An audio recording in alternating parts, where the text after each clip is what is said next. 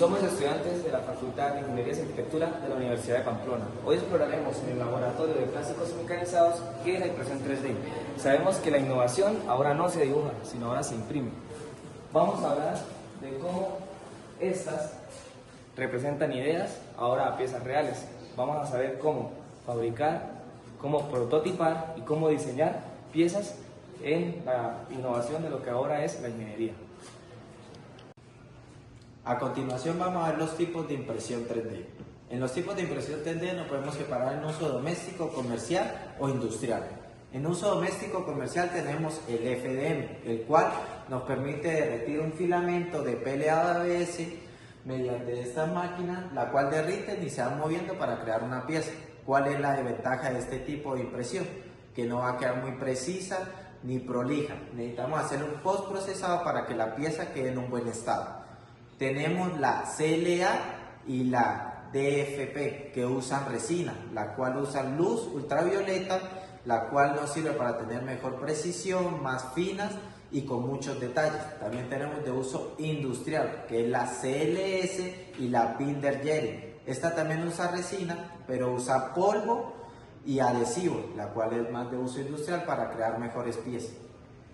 Siguiendo aquí con el modelado, debemos tener en cuenta que tenemos que tener un software CAD para tener nuestras dimensiones, tomar dimensiones tridimensionales, ¿sí?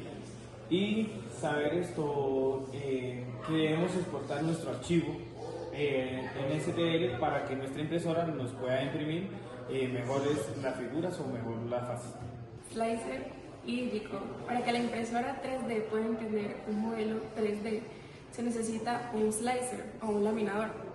Este es un software que se encarga de convertir el archivo digital, ya sea .stl, a un lenguaje que pueda entender la máquina, ¿sí? Actualmente los que más se trabajan son los softwares de Ultimaker Artura y Prusa Slicer. ¿Qué hace realmente? Lo que hace es cortar varias capas horizontales, y luego genera un archivo de texto con todas las instrucciones que se necesitan de movimiento, temperatura y flujo que se debe crear línea por línea. Una impresora 3D está compuesta principalmente por su fuente de alimentación, su zona de control, el hotend para el filamento, los ejes X, Y y Z. ¿Cómo hace la impresora para imprimir un objeto en 3D?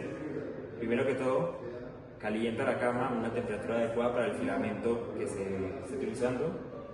De igual manera, el hotend se calienta para poder derretir el filamento y se procede a insertar el filamento en el hotend. El hotend calienta el filamento y lo va aplicando en la cama como le indique el código G-Code previamente insertado en la impresora.